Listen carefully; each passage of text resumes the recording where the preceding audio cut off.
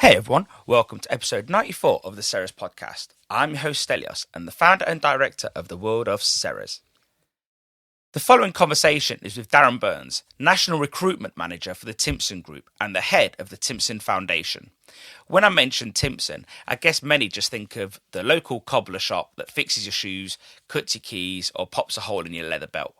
But in this episode, you will hear how they employ over 5,000 colleagues from around, give or take, 2,000 locations, and also own notable high street companies like Max Spillman, Johnson's Cleaners, and Snappy Snaps, and many more. I really wanted to discuss with Darren the benefits of employing ex-offenders, and he didn't disappoint. He is an expert in this field, and it really opened my mind. Did you know that in the UK there are 11 million people that have a conviction higher than a driving offence? And reoffending costs the UK 18 billion per year. Can any business afford to ignore this work pool? If you've got any questions about employing ex-offenders, we have put together an article. Just head over to our news page at theworldofceres.com and look for the article Unlock New Potential. As you may have heard recently, we have started slotting in adverts in the beginning of the podcast. We will never insert ads in the middle to break the conversation or the flow. We just hope that's cool with you. It gives us a chance to highlight and support what we do at Ceres, but also what others do to support us too. Mushy peas are a British staple. Let's face it, it should be against the law not to serve fish and chips without mushy peas. There is nothing worse than tasteless mushy peas that have no texture. I truly believe that making mushy peas from scratch will not only increase profits, but they will also sell better than a pre-bought mushy pea. Mushy peas taste and feel more superior when cooked freshly. On our quest to create consistency, we created the Ceres mushy pea seasoning.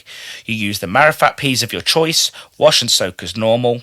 Then when you add the Ceres mushy pea seasoning and cook, voila, you have the tastiest natural mushy peas you can serve. Why waste your time adding all the different ingredients? Consistently great homemade mushy peas will increase your sales, and that's a fact. Get your Ceres mushy pea seasoning today at worldofceres.com. Do you have a sweet range? If not, why not? Your competition does, so you could be losing out on key sales. With the boom in online ordering, home deliveries and click and collect, there's never been a better time to add to your menu with some easy to serve sweet desserts. Indulgent Patisserie offer a pre-portioned thought and serve option to take out all the hassle. Their premium cheesecakes are delivered ready portioned in 12s, so you can just take out what you need each day and serve from your fridge. They're waste-free and taste fantastic. Choose from baked in New York, salted caramel, banoffee, lemon and mascarpone, and much more. For profits that leave a pleasant taste, and for more information, go to indulgence.co.uk. We hope you enjoyed this episode with Darren as much as I did recording it. Do us a favour and leave us a 5-star review on Apple Podcasts today. It helps others find us.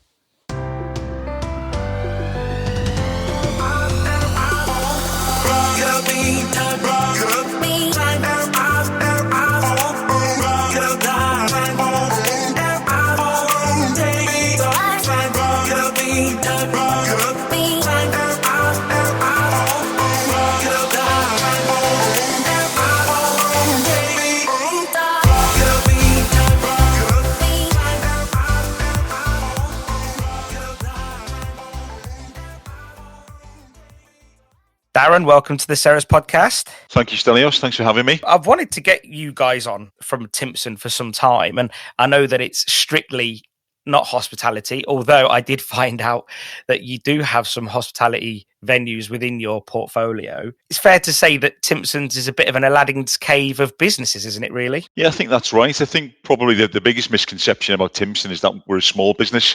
People often think we're a franchise model, that we've only got, a small amount of stores, and it conjures up images of kind of an old guy with a beard hammering away at a dirty old boot over a last. And that probably was us maybe 100 years ago, but we've moved on significantly since then. Tell me a little bit about Timpson and your role within Timpson. As I said before, it can often be useful just to set the scene about our business.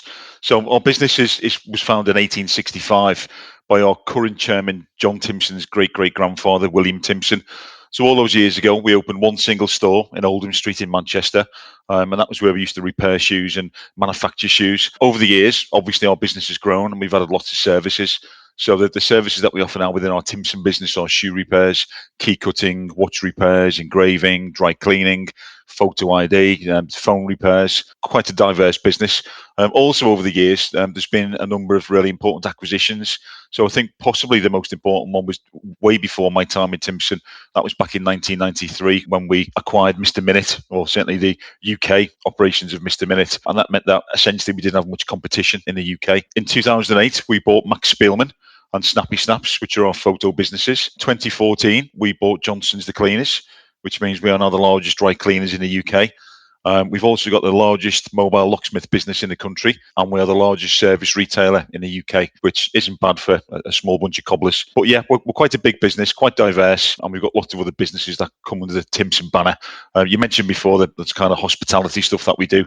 We've got a number of pubs and restaurants in the Northwest, which have been fairly recent sort of acquisitions to the Timpson business. We also own a number of barber shops, which again was fairly recent, probably about 3 years ago now. James Timpson, our CEO, decided to get into the barbering business, which has gone really well. It's quite low key to begin with, but early signs are really positive. So we're thinking that we're going to roll it out nationally. It's almost like they're mopping up Timpson, that is, excuse the pun, lots of these little independent businesses that may have probably struggled to some degree before on the high street. And it almost feels a bit like that they see it as this fits our business model. Yeah, I think that's right. And what people often say about Timpson is we're the sort of place that people go to when they want like an unusual job. So if they need a hole punched in a belt, or they need a zip fixing or something like that. So the services that we provide are very, very handy. And obviously we're a really successful business. We have lots of customers coming in for these kind of small niche jobs, really, that only we can do. And so how many sites would you say that Timpson or a Timpson business operates from in the UK, and how many staff? Okay, so first thing is we don't refer to our colleagues as staff. We call them colleagues. That's just a small point. We're always keen to point that one out, because obviously it's a family business. Nobody's better than anybody else. So we refer to everyone as colleagues. So I'm only saying that because if James Timpson hears this, I know he'll shout at me for saying staff. So got to say colleagues. So yeah, to answer your question, Stelios, we've got in excess of 2,500 sites across the UK. And that's across the Timpson business, Max Spielman, Johnson's the Cleaners, and Snappy Snaps. So again, quite a big business. We've got a presence in the big four supermarkets. Pre-COVID, we employed about 5,500 colleagues. And we used to turn over approximately £7 million a week. So quite a big business. Pretty aspirational for many in business. Well done to the whole team. Obviously, it's a huge team effort. I mean, you can't put the success down to one individual. But I mean, the Timpson business, as I said, now has been going since 1865. So for me, it's just testament that we've been able to kind of survive on a high street. And the way we've done that is by being able to diversify and provide these kind of niche services. And first and foremost, we provide great customer care. That's what we're famous for. And I honestly believe that because we deliver first-class customer service, that's why we've been able to maintain our presence on the high street. One of the things that surprised me going through the Timpson website is actually that I knew for a while, and this is something we're going to discuss shortly, is how much work that Timpson goes into to employ ex-offenders and so on. But I didn't realise there was a foundation set up for it. So give me a little bit of information about the foundation and what sort of day-to-day work that it does. Timpson Foundation is something I'm really, really passionate about and really proud about. And I'm pleased to say that I take care of the Timpson Foundation on behalf of James. So the foundation was founded back in 2002 when James Timpson was invited into a local prison. It was James's first time into a prison. He didn't really know what to expect, and he was with a number of other local business leaders just to have a look around, essentially. James was shown around the prison by a serving inmate, a young man named Matt. Matt was very intelligent, very articulate, and James really, really liked him. So again, probably a huge breach of security, but James slipped Matt a business card and said, Matt, when you get released, give me a call and we'll see if we can get you some work. James was good to his word, as was Matt, and we're very pleased to say that Matt joined our business and is still with us today and is one of our more successful branch managers. So from that moment on, James kind of realised that if there's one good guy like Matt, who's a huge asset to our business in one small prison in the Northwest, surely there's got to be hundreds, if not thousands of people who just need that opportunity and just need that kind of second chance. So from that moment forth, we began to proactively recruit ex-offenders into the Timpson business. And it's just gone from strength to strength. Very pleased to say that we're now the largest employer of ex-offenders in the UK. Currently, approximately 10 to 12% of our workforce are made up of people who we've either recruited directly from prison or who've got an offending background. And that equates roughly to about 650 people. In actual fact, though, we've got a lot more than that, because we refer to them as foundation colleagues. People call them ex-offenders or returning citizens, but we're not really kind of precious about language. But for the purposes of this, we refer to people who were recruited from prison or who've got an offender background as foundation colleagues. People fall off that list after 2 years service. We don't treat them any differently anyway, but people naturally fall off that list after 2 years service. So in real terms, we think we've probably got about 1,200 people or 1,200 foundation colleagues across the business in various roles. When I was doing preparation for this podcast, you read up on it, and one thing that sort of goes through my head, and I want to put my sort of feelings here as well, because I think I don't often put my opinions out across, and I think I probably fall into the camp of, I believe it's great to do this, but I'm probably petrified and wouldn't know where to begin. I wouldn't know what risk assessment to do. I wouldn't know anything. I'd just be scared. So because of the fear, I would probably avoid it completely, and then negating any positive benefit that I probably could have done. But then also, there's a wider social economic issue of the fact that everyone says everyone deserves a second chance. Let's give them a chance. But then when it's our turn, we don't give them a chance. So you guys have really put your money where your mouth is, and I guess changed the whole company culture over the years to make way for this. And I guess the company culture was already open-minded anyway. Yeah, I mean, I think you're quite right. I mean, the whole Timpson Foundation, the fact that we give opportunities to ex-offenders, and we're really big on second chances, prison reform, and the whole rehabilitation agenda is down in part to James Timpson's sort of passion. James is the chair of the Prison Reform Trust, and he really is super passionate about prison reform. I think we're kind of spoiled because we are a family-owned and run business. We haven't got shareholders to placate. We don't have to sort of ask permission to do things. If James and John decide that we're going to be going in a certain direction, by and large, we can just crack on with it and make it work. And that's certainly what we've done with ex-offenders. And very pleased to say that, as I've said before, it's very much embedded now within our culture. It's so normal for us to work with ex-offenders. People don't bat an eyelid.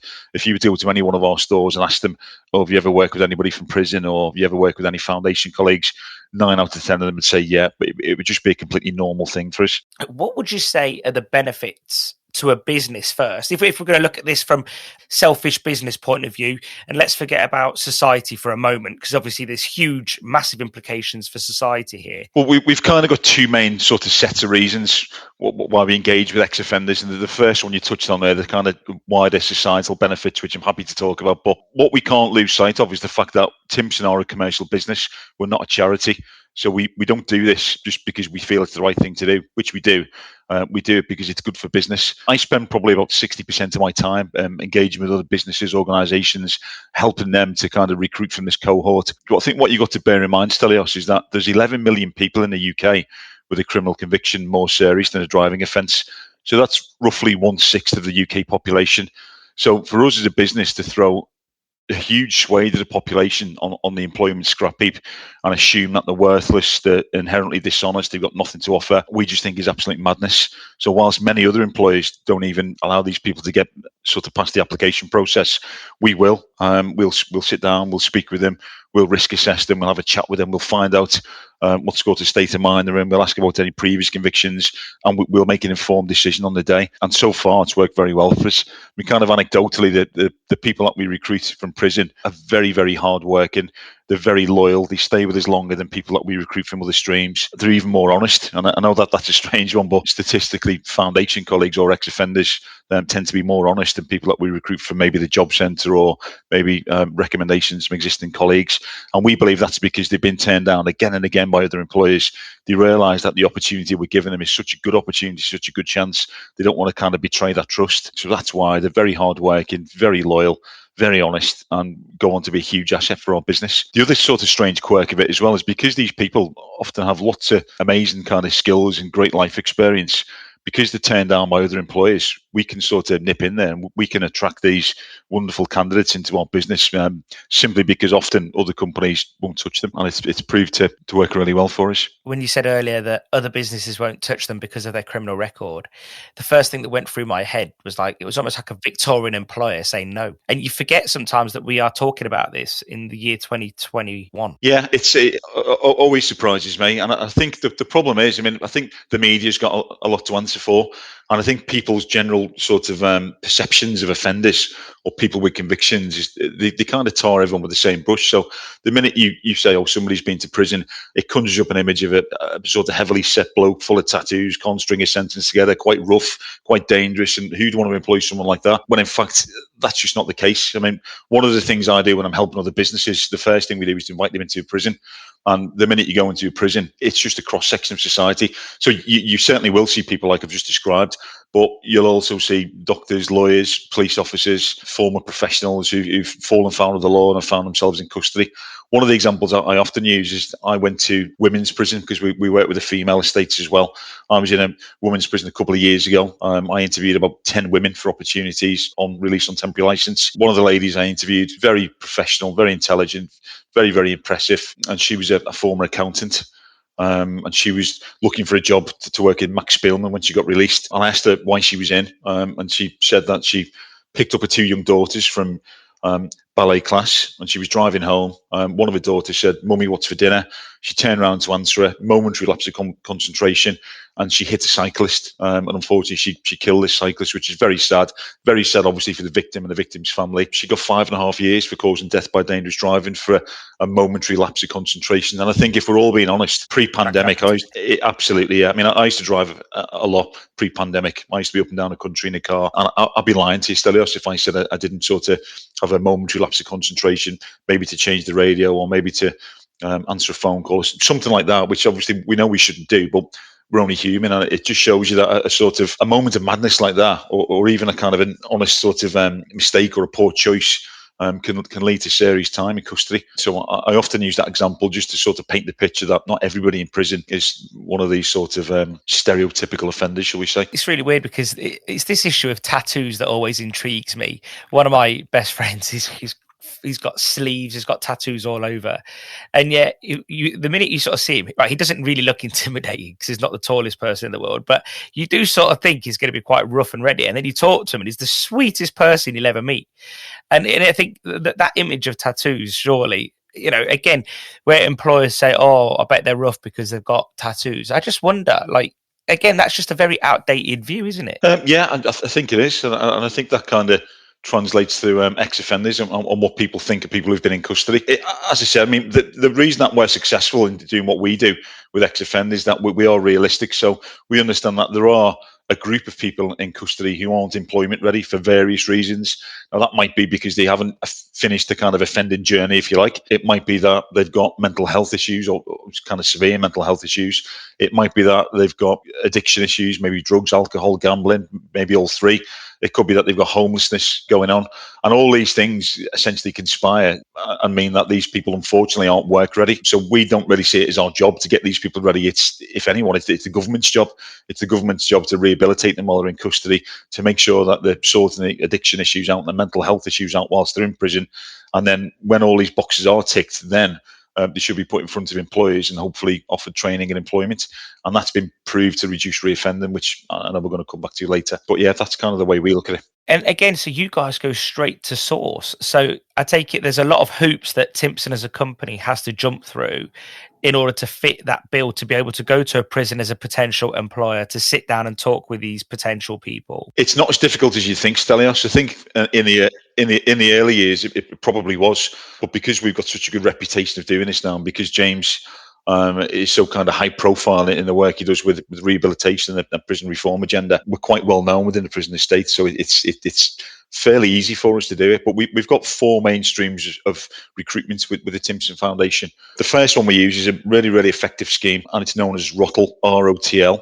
ROTL stands for Release on Temporary License. And this is typically where either me or one of my colleagues will establish that we've got a recruitment need. Could be in Liverpool, Birmingham, Manchester, Edinburgh, wherever it may be. And then what we'll do is we'll contact the prison governor or a prison resettlement manager, and we'll say, listen, we're recruiting in Birmingham. Please, can I come in and interview 10 men or 10 women for potential jobs in Timpson? Or Max Spielman or Johnson's? And we'll say, yeah, absolutely. The next question then is, what type of people are you looking for? And then that's where we explain the sort of people we employ. So we want people who are confident, who are outgoing, who are chatty, who are able to engage with our customers, who've got great communication skills and are able to ultimately provide first-class customer service. Once these candidates have been gathered, Then I'll go in. I'll interview individually about 10 or 12 men, usually in one sitting, and that's our interviews are really, really informal, sort of 15, 20-minute affairs. First thing we do, because it's the elephant in the room, is we kind of discuss what offences they've committed, which have led to the custodial sentence. And often we found that they can't wait to tell us, because what they don't want to do is have a great interview. Only you can see them sort of thinking about it, thinking, "Oh God, I've got to tell them what I'm in for in a minute. I've got to tell them this. I've got to tell them that."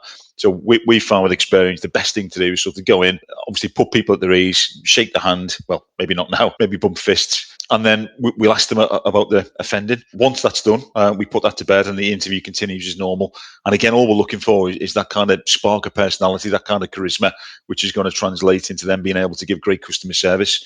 Once we've identified successful candidates, then I'll offer feedback to the prison governor or prison resettlement manager. And I'll say, listen, we've interviewed 10 guys, and out of the 10 guys, we think 3 or 4 of them will be absolutely excellent, and we'd like to offer them a position on Rottle. The prison will then go away. They will draw up what's called a licence, and that prisoner will be allowed to leave prison every day to come and do a full day's work, paid at national living wage, in one of our high street branches before returning to prison every evening to get locked up. And that can continue usually in the last sort of 12 months of somebody's sentence. Now, the reason it's so successful is kind of twofold. One, because it's the safest way to reintegrate people back into society. And if you think about it, I mean, if somebody's been banged up for 5 years, the thought of just opening the door, giving them a £46 discharge rather than saying good luck, you're just setting them up to fail.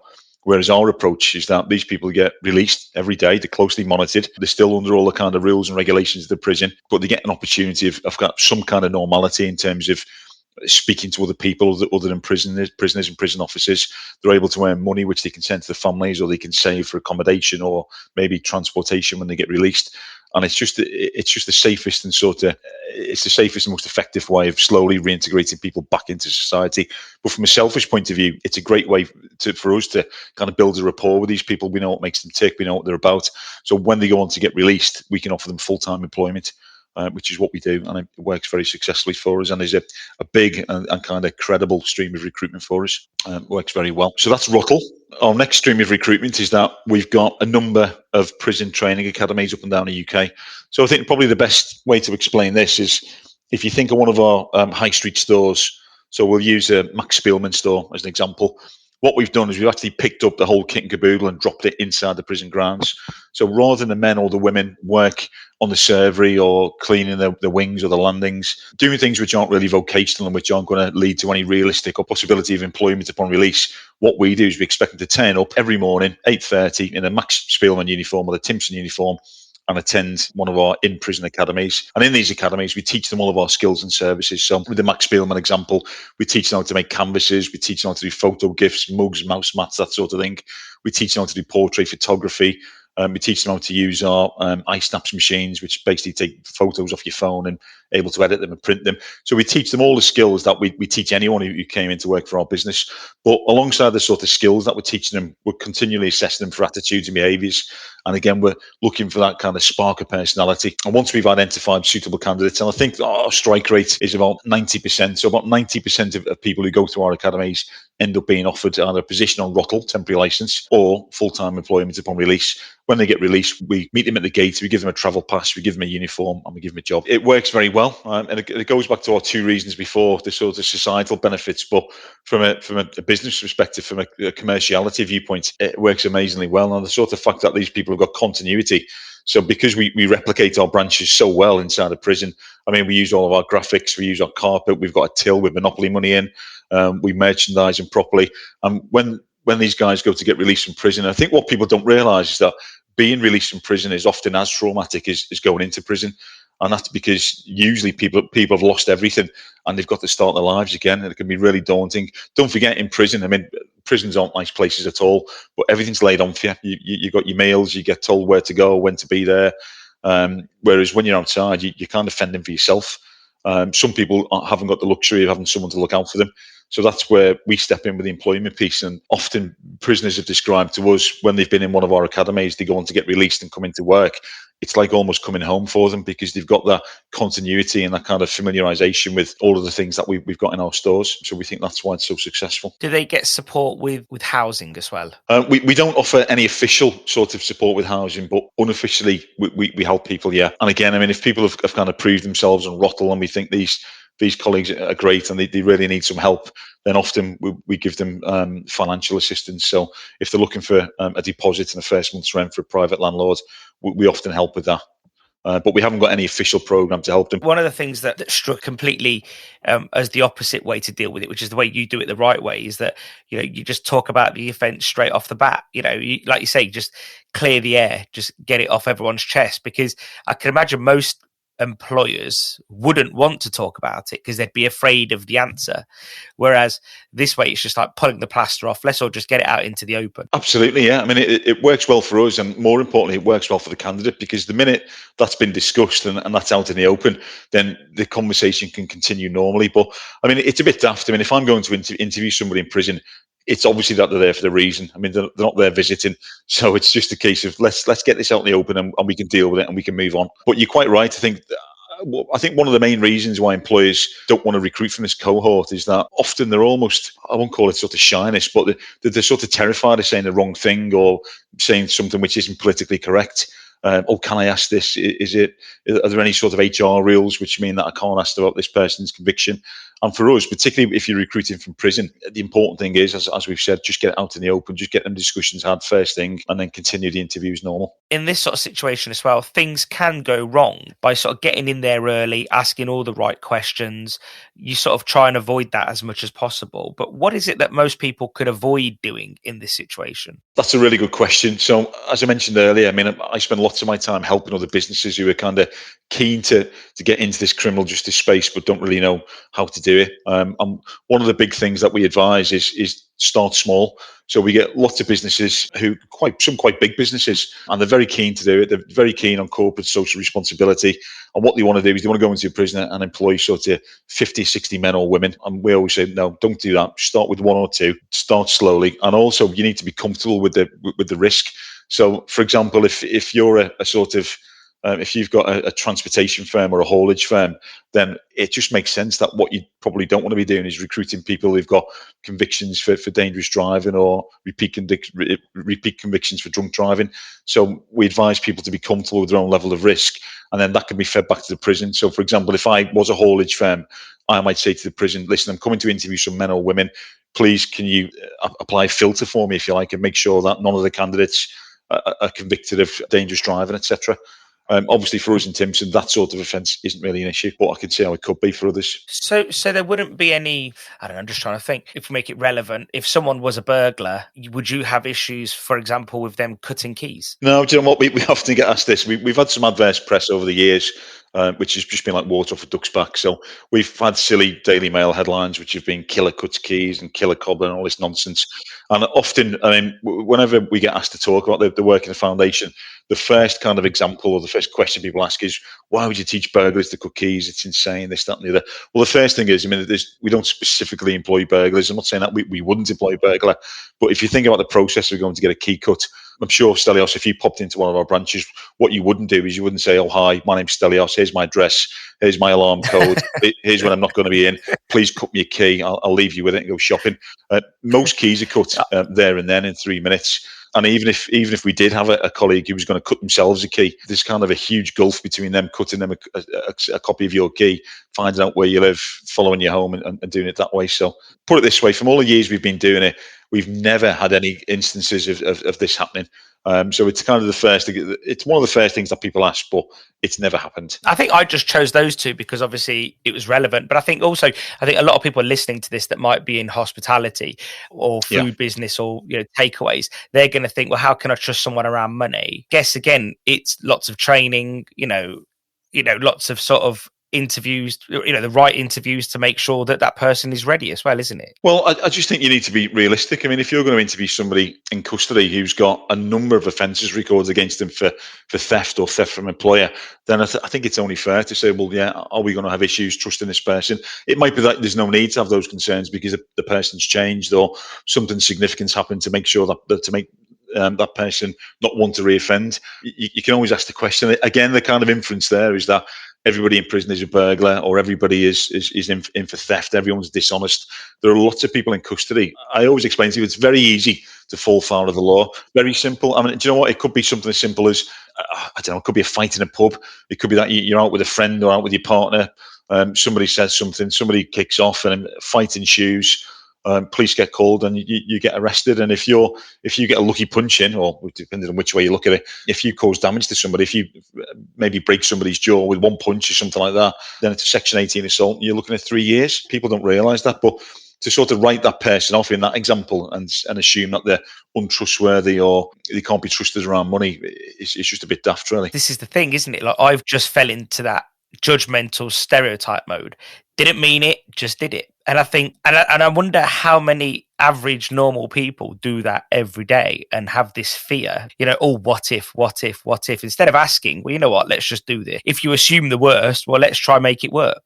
Make them a happy part of this employment. Yeah, I think that's right. And I mean, I think what people need to realise is that the vast majority of people in custody, I think it's something like 98% of them will get released at some point. So these people are going to be released into our communities and are going to be amongst us. We can't lock people up forever. We just don't do that in this country unless they're very dangerous, which obviously people need to be locked up. But these people will be in our communities. And the way we look at it is, what sort of person would you want living next door to you or sitting next to you on the bus or the tube? And me personally, I would want somebody who's been rehabilitated, somebody who's got a job, somebody who's got a purpose, somebody who's got a family, rather than somebody who has been castigated by society. And yeah, so for us, it makes sense. What do you think the government could do better to support businesses and ex-offenders in this process? Do you think there's a gap at the moment where the government could step in and say, we can make this better? Yeah, I mean, to be fair to the government, they've improved a lot over the years. So there's an agency that we work with, which is part of the MOJ, called the New Futures Network. And they are essentially a brokerage, if you like. So if I was a business owner, I could contact the New Futures Network and I could say, listen, we'd like to recruit someone from prison. We really believe in this. We think it's the right thing to do.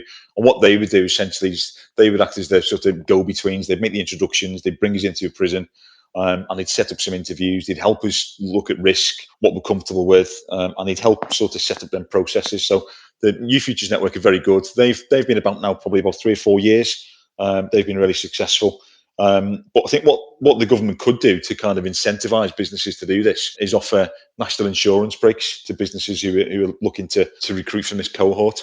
And I think that would be a huge driver to get businesses just to look at these people, just to make them more attractive. The other thing that you need to bear in mind is that, I mean, reoffending costs the UK £18 billion a year. So the UK taxpayer picks up a bill of £18 billion a year for reoffending.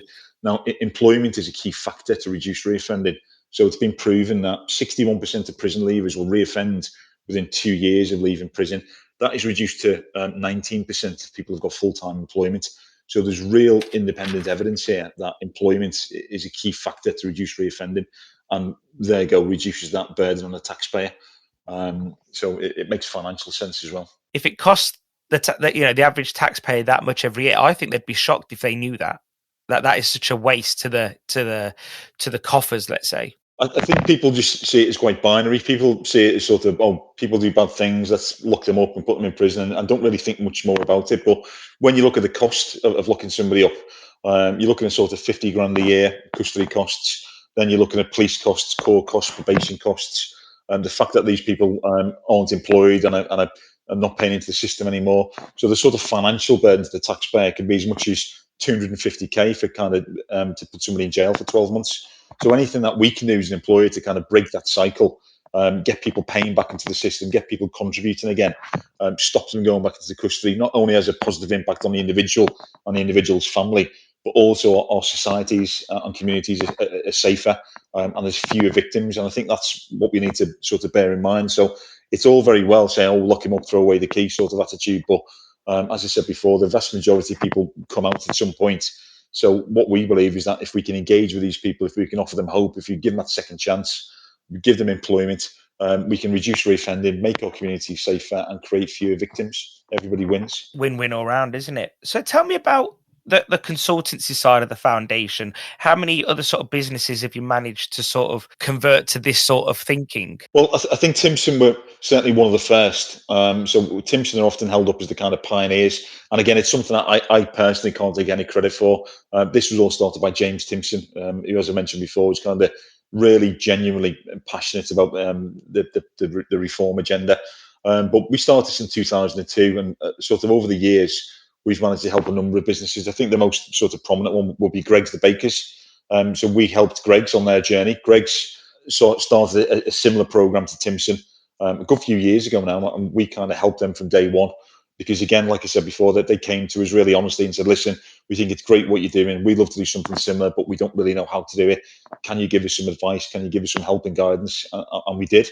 And since then, there have been lots of other big businesses who've kind of followed suit. I sit on the leadership panel of an organisation called EFRA, which stands for the Employers Forum for Reducing Reoffending, and this is where a number of sort of like-minded, forward-thinking businesses get together, and we kind of share best practice, and we look to sort of recruit other businesses to do the same as us. And the way we do that is we give them examples, but we give them real examples. What we don't do is we don't sell them the dream. We tell them exactly what it's like.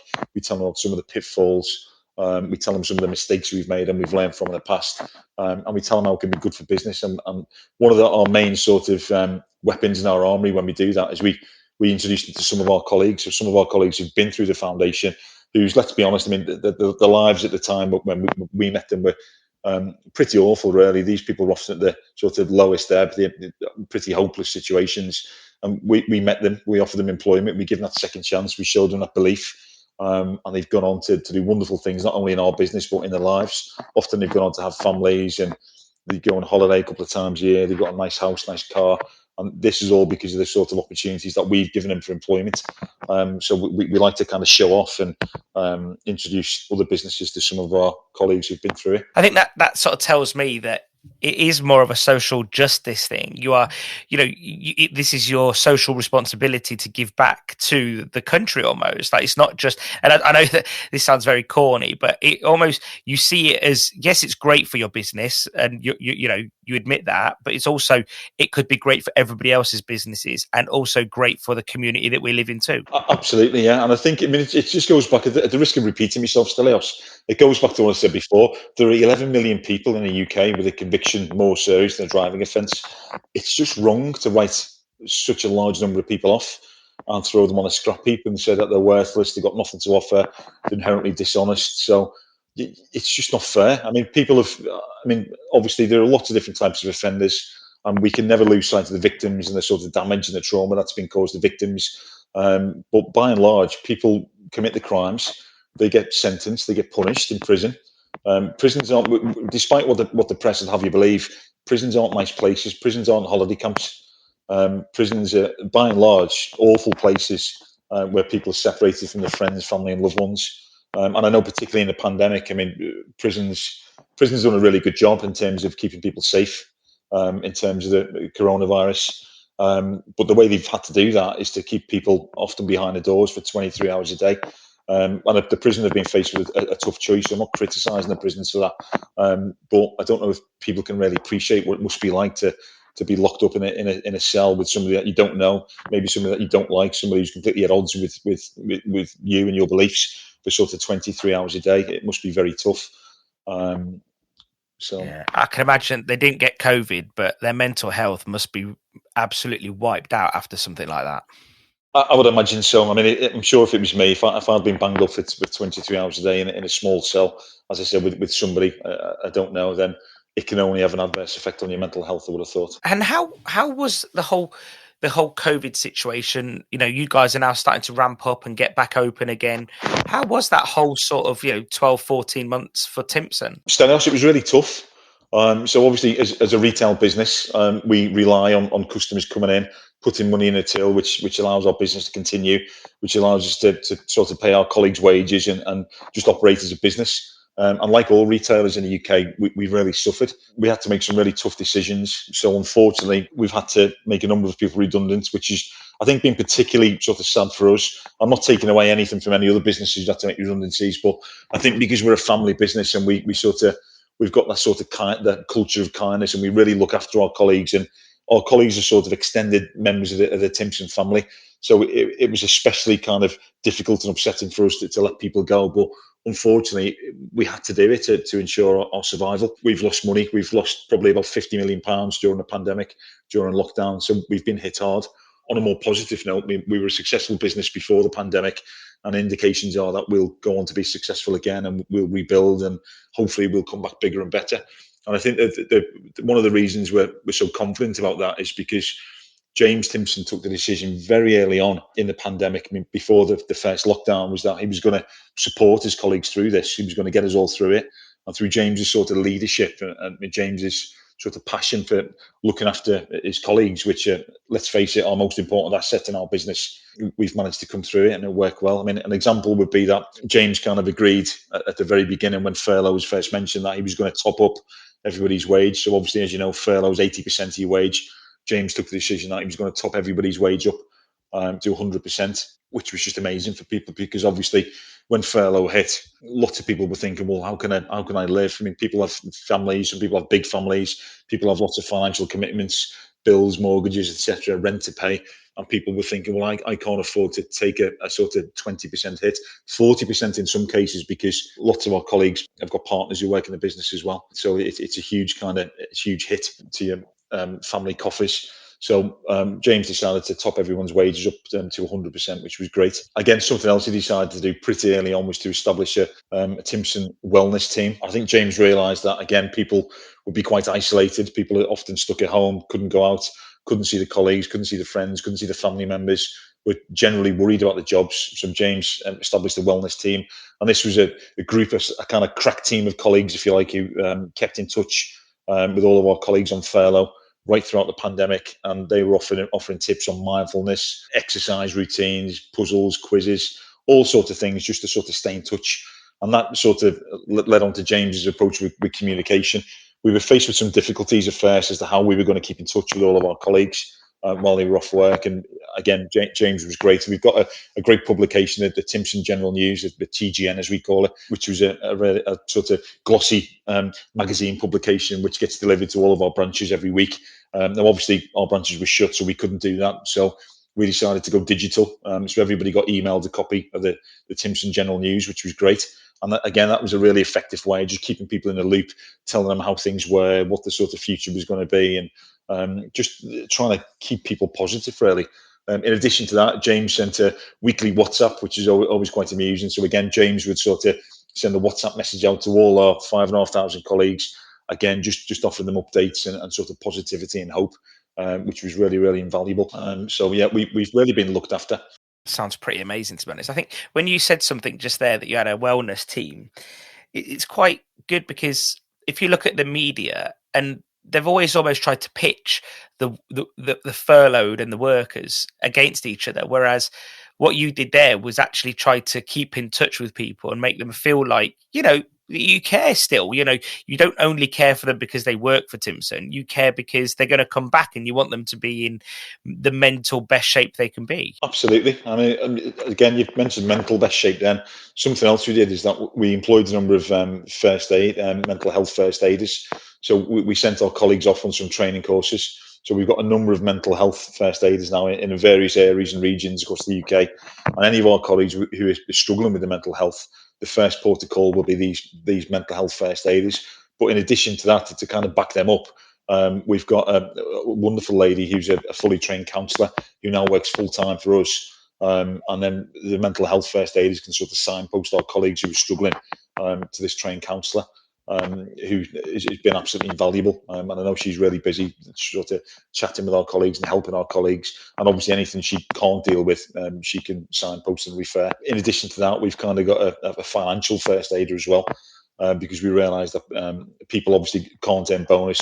Whilst James was really generous enough to top people's wage up to 100%, lots of our colleagues earn really good bonus, which they come to rely on. And because the shops are shut, obviously they can't earn bonus. So we've got a financial first aider in place now who again offers great advice. We were able to sort of still offer colleagues loans and kind of cash advances throughout the pandemic, just to make sure that they can stay afloat. We help them out with kind of emergencies. If the boiler breaks, things like that, we were able to sort of step in and offer financial assistance. And it was just really important. It was, as you said before, not to lose touch with our colleagues throughout lockdown and furlough, because they are our most important asset. And now, hopefully, now our branches are open, they'll come back bigger and stronger than ever. And I really do hope so, mate. That sounds great. It really does. One thing I'd love to sort of end on. What could anybody listening to this who is a small business in hospitality, what could they do tomorrow if they wanted to start employing, ex-offenders? What is it they need to start looking at, really? I think the first thing they need to do is look at their application process. So most application processes have a box on the back of their application form, and this box says, do you have any unspent criminal convictions with the 1974 Rehabilitation of Offenders Act? If the answer is yes, please tick this box. Now, what most employees admit to doing is that as soon as they say tick in that box, the application form goes in the bin. And the reason it goes in the bin, for the reasons that we discussed earlier, all these kind of stereotypes and assumptions come into play. And you think, oh, yeah, this person's not going to be honest. They're going to be difficult. They're going to be violent. They're going to be aggressive. I'm not qualified to even discuss it with them. I'm going to put it in the bin and leave it. What we advise them to do is change their application form. So there's a couple of things you can do. You can either remove that box altogether and just crack on with it. Or what we do in the Timpson business is that we say, have you got any unspent criminal convictions?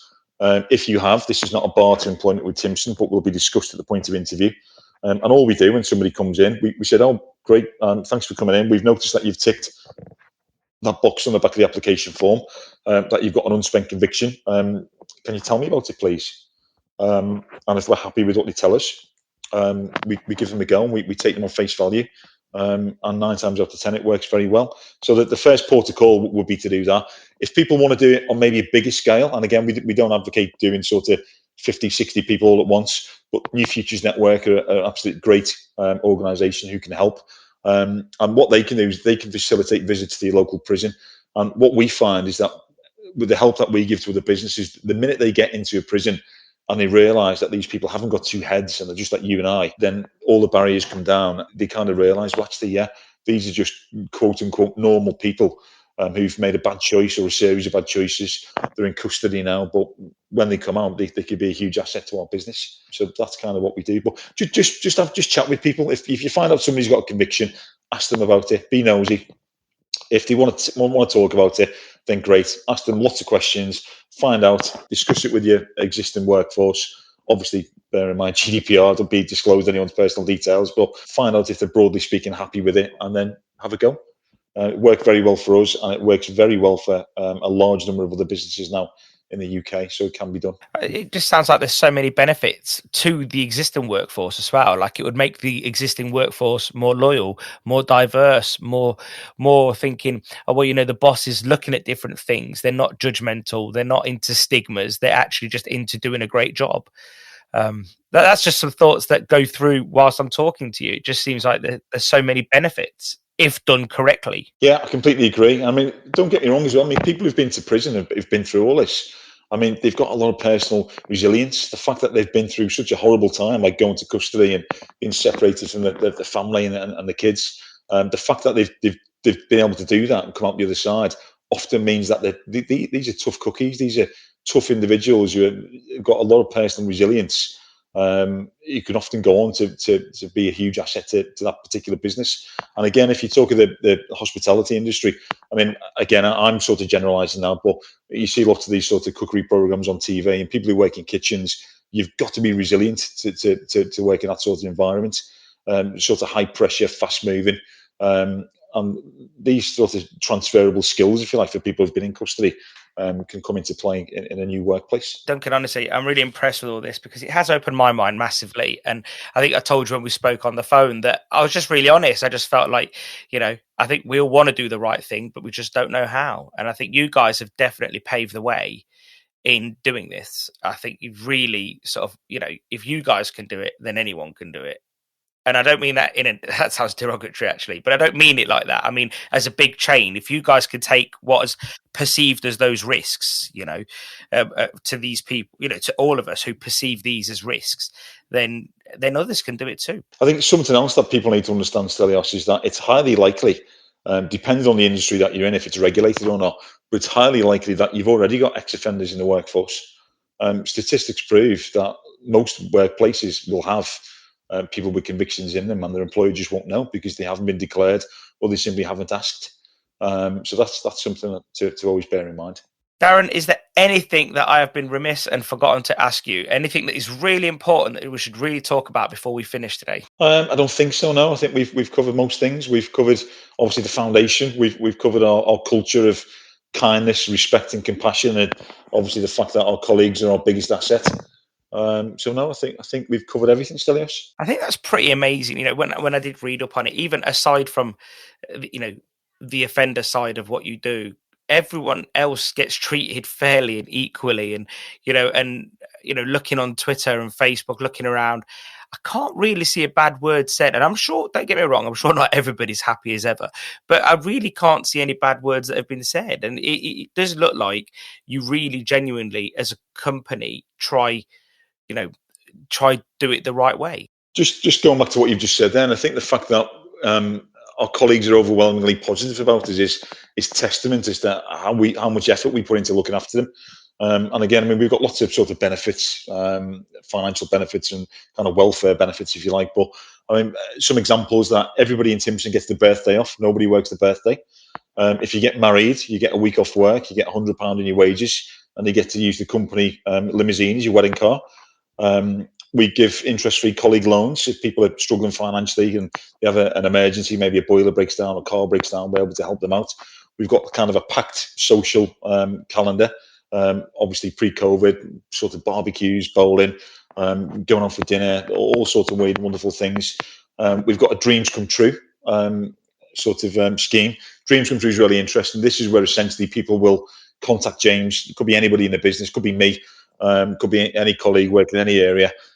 Contact James and say, "Dear James, I've always wanted X, Y, Z. Please, can you make my dreams come true?" I mean, and to date, I mean, we've spent millions of pounds making colleagues' dreams come true. We've paid for lots of sort of foreign travel, Caribbean cruises, holidays to Australia. We've paid for, it's quite funny, lots of cosmetic surgery. So we've paid for nose jobs, boob jobs, full dental. We've paid for IVF, a few rounds of IVF. So we've now officially got our first Timpson baby, which is lovely. But we're able to do some more sort of important ones that we've paid for quite a number of funerals, which is very sad, but it's important that we can sort of help. I mean, if some of our colleagues maybe are sort of struggling to pay for a funeral, which can be quite expensive. I mean, it could be a really close relative, a parent or a grandparent. We've often been able to step in and help financially. So it's just sort of by sort of offering our colleagues all these benefits. We show that they're valued. We show them that they are the most important people within our business. It's not me. It's not James. It's not the sort of the directors, the usual decision makers that you find in any normal business. The genuine kings and queens of our business, the most important people, are our colleagues in the shops who are putting money in the till and are serving our customers, because without them, we just wouldn't have a business. And that kind of permeates into our culture of kind of kindness and respect. So yeah, we really do try hard to look after our colleagues. I know it's not your day-to-day, your role, but you would know a little bit about it. You guys run essentially a different type of business to most big businesses of that size, because most big businesses, everything stems from head office and filters down. Whereas you guys almost famously say, and maybe I'm misrepresenting this, but that everything sort of starts from the shops and works its way back up. Is that a fair way to represent that? Yeah, I think it is. We've got our own term, which was coined by John Timpson. We refer to it as upside down management. So again, I think the best way to sort of explain it would be that if you think of your sort of standard business model, if you think of a sort of diagram similar to a pyramid, where you've got the sort of top of your pyramid, you've got your decision makers, your board of directors. These are the most important people. What we've done as a business is we've kind of turned that on its head. So we've got like an inverted pyramid. It was made very clear to me when I joined Timpson, and certainly all of our managers who work in Timpson House, our job solely is to make our colleagues' lives who work in the branch easier.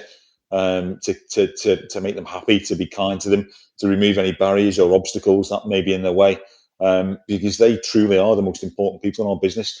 I wouldn't have my job, I wouldn't have my company car, I wouldn't have my salary if it wasn't for the super hard-working colleagues in the branch who are turning up every day, working long hours, putting money in the till, giving great customer service. So that's what we do, and that's why we allow them so much freedom, and that's why there are so many benefits. I mean, we essentially, upside down management is not just about what I've explained, but it's also about giving them the freedom and the autonomy to run their branch almost as their own business, as they see fit. And that comes with the realisation that the colleagues know best, because they're in there day in, day out, working in that branch. They know more than me what to do and how to run their own branch. So, as I mentioned before, we give them complete freedom and autonomy to do what they want. We've had examples whereby people have painted the branch pink because they thought it was a good idea. We let them crack on with it. We've only got 2 rules in the company, Stelios, and that was one of the first things that John Timpson implemented. There were too many rules, too many regulations. If colleagues wanted to do something, they had to first of all speak to a manager, then an area development manager, then an area manager, then a regional manager, then a regional manager would speak to a director. And we kind of removed all these sort of steps and processes. And we said, yeah, too many rules, too many regulations, let's change it. And the 2 rules are: put the money in a till and look the part. And by we say look the part, all we mean by that is sort of look the part, act the part, be a great ambassador for the business, give great customer service, and just go that extra mile for the customer. And that's kind of what we do. And by showing that sort of trust in our colleagues, it comes back, and it's really beneficial for us. So you definitely, whatever you say, like everything I'm getting from this is that it's a people company. You know, you serve people and the people are being served by people. It's a people company from top to bottom. Well, it's our tagline: great service by great people, and we stick to that. We think it's true. One last thing, and I'll let you go because I know you're a very busy guy. I know you probably can't give me a fact or anything, but it's just more of a general feeling. Timpson, with all their acquisitions and so on, are constantly investing in what is the traditional high street. How do you sort of, what would Timpson like to see the government do about the high street, and how there is like a bit of an imbalance at the moment with everything sort of leaning towards digital, especially post-COVID and during COVID? I know I'm not looking for, a specific sentiment, but I guess you could probably give us an opinion on that. I think the best person to speak to about this than us would be our chairman, John Timpson.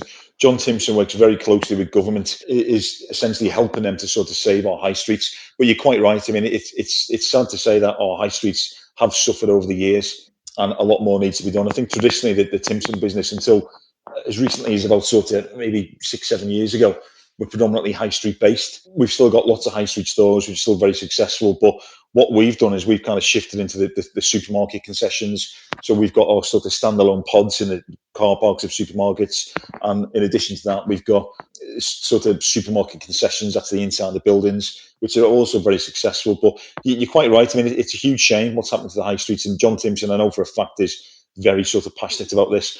I can't give much an opinion on it because I'm not much of an expert, but I mean, some of the sort of anecdotal stuff is that car parking is a big one. I mean, one of the main sort of attractions with supermarkets or supermarket sort of concessions and outlets is that there's free parking there. It's complete convenience for the customer. Customer can park, come in, use our services, and then drive away happy. So I know sort of parking charges are sort of a bugbear. I'm sure that's not the only issue, but business rates, I'm sure, as well. I mean, it should be more attractive for businesses to open businesses in the high street, and that, I would imagine, would be partially down to business rates as well. So a reduction in business rates, a reduction in parking charges, I think would certainly be a step in the right direction. So I think just generally, the councils and the government just need to make it more convenient for people to just pop into town and do their shopping. Yeah, I agree. Darren, thank you for your time. You've been an absolute legend. Honestly, I think you've helped me, in my mind, feel a lot more comfortable about this topic, and I think others will feel very similar too. Well, thank you for inviting me. It was a pleasure to talk to you, and I'm happy to help. Thank you, mate. Have a great day. You too, Stelios. Take care. Thank you for listening to this episode of the Ceres podcast. This was brought to you by Ceres Pure Food Innovation and your host, the founder and managing director, Stelios. This episode wouldn't have been possible without our show supporter, Indulgence Patisserie. Why not get a slice of the action and sell a tasty treat to your customers? No waste, just profit. Visit indulgence.co.uk and tell them you heard about them on the Ceres podcast. Support us by supporting our sponsors.